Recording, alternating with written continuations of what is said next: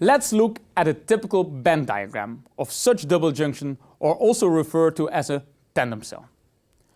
On the left, the electronic band diagram of the amorphous silicon top cell is shown, and on the right, the electronic band diagram of nanocrystalline silicon bottom cell is shown.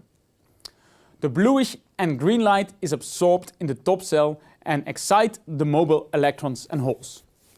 The reddish light is absorbed in the bottom cell, exciting the charge carriers.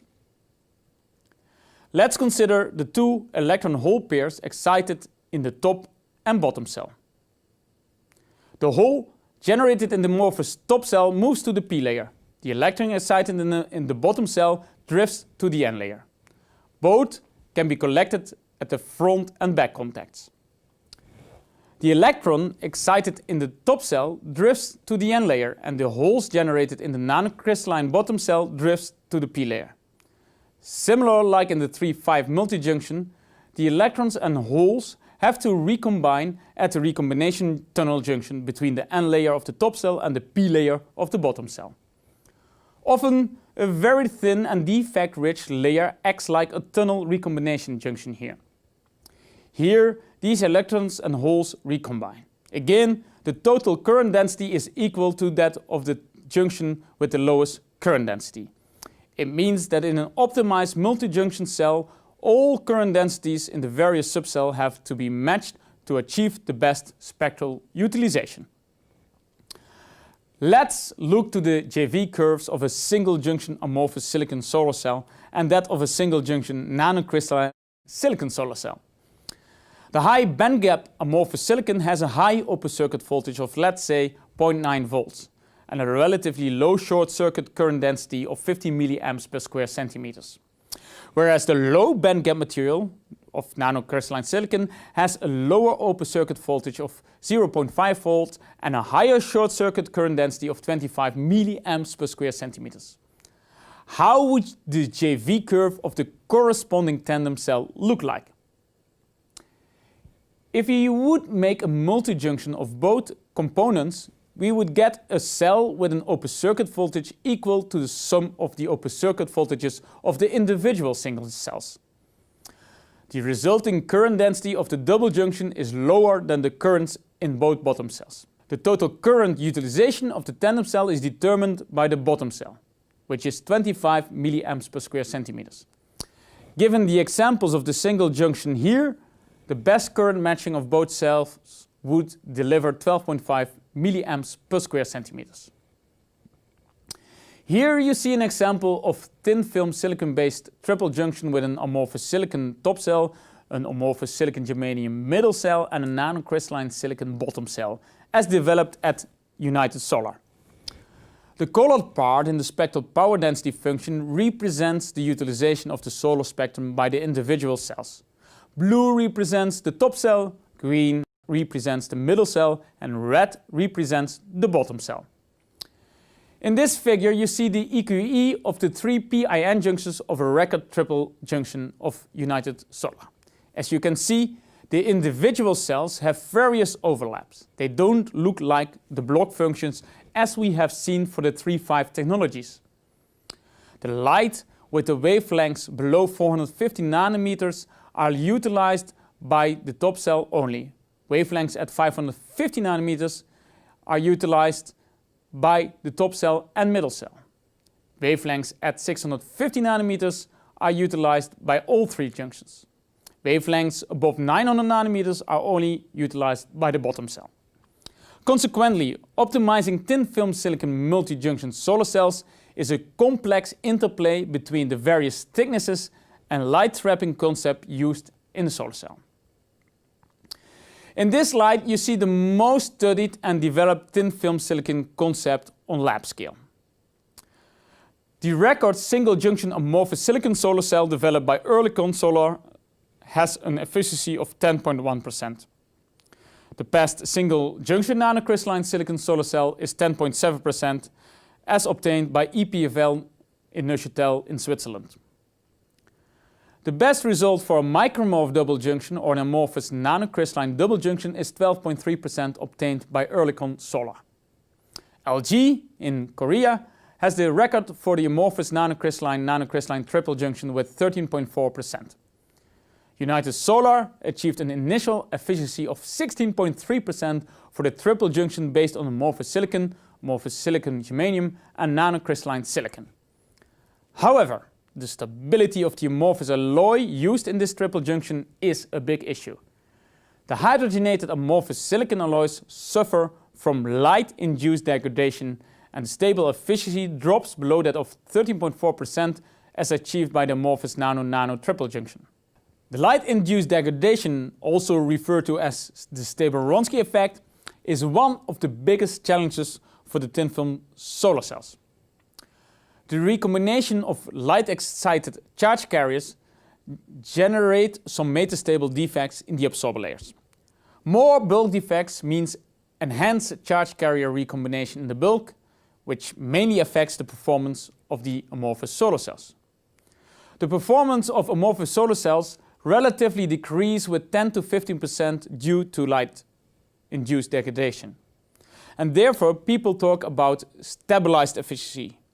If the stable-Wronski effect could be tackled, thin film silicon devices could achieve efficiencies well above 16%. Another aspect of thin film silicon solar cell is the current matching between the various solar cells. Textured surfaces are being used to scatter light into the various junctions to enhance the absorption path length, which allows to use thinner absorber layers. This becomes more important for the bottom cell, as this nanocrystalline silicon film is the thickest layer in the device and it has to absorb the most reddish part of the spectrum. Secondly, intermediate reflector layers are being used as a tool to manage the light management between the cells, like indicated by the blue layers. The top junction and bottom junctions are separated with a low reflective index material. Due to the large refractive index mismatch between this intermediate reflective layer and the top cell, more light is reflected back into the top cell. This allows the amorphous top cell to be made thinner and makes the device less sensitive to light-induced degradation. Nowadays, doped nanocrystalline silicon oxide layers are used as intermediate reflective layers. They have the bifunctionality of generating the built-in field over the absorber layers and to act as transparent intermediate reflective layers. Let's go to the Demis lab at the Delft University of Technology. We will show how thin film silicon solar cells are made on lab scale. Before deposition, the samples have to be cleaned in a so-called ultrasonic cleaning bath. The potential dirt and dust particles are removed. Since the solar cell device is only several hundreds of nanometers up to a few microns thick, a dust particle on the substrate will generate a shunt between the front and back contact in the final solar cell. Here we use a substrate that is coming from the Japanese Asahi Glass company and already has a TCO coating on it. The TCO coating is a fluorine doped tin oxide and is responsible for the hazy color. In this movie, we deposit a thin zinc oxide layer on top of the Asahi substrate to protect the tin oxide from the next processing steps. The substrate is mounted on a sample holder and put into a low lock. A low lock is a chamber in which the substrate is brought under low pressure before it's moved into the processing chamber. This avoids the processing chamber to be contaminated with various unwelcome atoms and molecules present in ambient air. During sputtering, the zinc oxide target is bombarded using an ionized noble gas like argon. The generated aluminum zinc oxide species are sputtered into the chamber and deposited onto the substrate. Here you see the sputtering plasma. After the sputtering processing step, we have a glass plate with a tin oxide with on top a very thin zinc oxide layer. Next, the samples are mounted into a different substrate holder. This substrate holder is used during the plasma-enhanced chemical vapor deposition step to deposit the various thin silicon films. Again, we use a load lock. The load lock allows access to the various chambers. Every chamber is dedicated to deposit a type of silicon layer: P-type silicon carbide, intrinsic amorphous or nanocrystalline silicon and n-doped amorphous silicon or n-doped nanocrystalline silicon. Typical precursor gases in the deposition plasmas are silane diluted with hydrogen. An RF bias between electrode plates generates a plasma. The silane is dissociated and the silicon containing radicals and ions are deposited on a substrate. Adding diborane or phosphine to the plasma makes the films p-type or n-type. Increasing the hydrogen content makes the films nanocrystalline instead of amorphous. The samples are moved from chamber to chamber through the load lock. After the various silicon deposition steps, the sample with a thin film silicon PIN junction on top looks like this. Next, the samples are covered by a mask. The mask determines the areas on the sample where the metal contacts are deposited. The samples are mounted into a processing chamber. Silver is used as source material and particles of silver are put in a boat.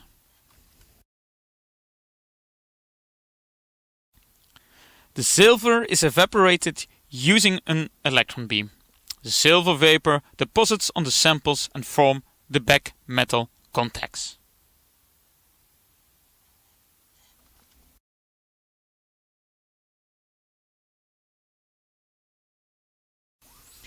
After taking the solar cell out of the E-beam evaporation setup, we can see the final silicon solar cell on lab scale.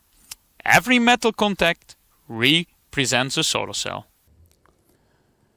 The configuration of solar modules of thin film PV technologies are different from those based on crystalline silicon-based wafers. Here we will show the concept of how the solar cell in a thin film PV technology are processed and interconnected. We will show it here for a thin film silicon PV technology. In the next blocks we will discuss other thin film technologies like CIGS and cadmium telluride. Similar interconnection schemes are being used for these technologies. The solar module and its interconnection is processed in one process sequence. The substrate carrier of the module is a large glass substrate. On the glass plates the front TCO is deposited. Using intense lasers, lines of TCO are removed. This process is called laser scribing and determines the area of the solar cells. On top of the TCO, the various silicon layers are deposited, making the PV active part. After the silicon process step, a second laser scribing step is made. The metal back contact is deposited, after which the last laser scribe step is used. The whole cell is finished by covering it with an encapsulant material. In this interconnection scheme, the metal back contact is connected with the front zinc oxide contact of the next cell. A module consists out of long strips of solar cells which are interconnected. Here you see a picture of a micromorph tandem module. You can see the various solar cells and the laser scribes. The open circuit voltage of the module is determined by the number of solar cell strips that are connected in series.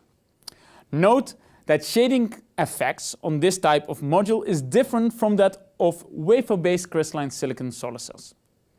The best module efficiencies are in the order of 11% as achieved by companies like Tokyo Electron, Panasonic and Kaneka. Another advantage of thin film PV technology is that you have an option to deposit it on flexible substrates. Here I give an example of the Hyatt Solar company, who develops a technology that is deposited on a temporary aluminum foil. The entire solar cell is processed on the foil and encapsulated at the backside. Then the temporary substrate is etched away and the front side is encapsulated. This results in a very low weight flexible substrate which can be integrated in curved rooftop elements. The advantage of lightweight is that a professor can lift it quite easily. This technology can be installed on simple rooftop constructions that have a low maximum for the ballast weight. Compare this to glass-based solar panels. These can be quite heavy. Secondly, if the product is integrated into roof elements, it saves significantly on the installation cost, which has to become the largest contributor to the non-modular cost of a PV system. At the moment, only thin-film silicon technologies have demonstrated flexible modules with reasonable efficiencies on lab scale. This was the quick introduction into thin-film silicon PV technology. In view of time limitation, I did not talk about the thin-film silicon junction crystalline solar cells. These are based on thermal crystallization of amorphous silicon deposited on non-wafer-based substrates. On lab scale, close to 12% conversion efficiencies have been achieved with this approach as well. In the next block, I will talk about CIGS PV technology. This is the thin-film PV technology which has the highest achieved efficiencies on both lab scale and module level. See you in the next block.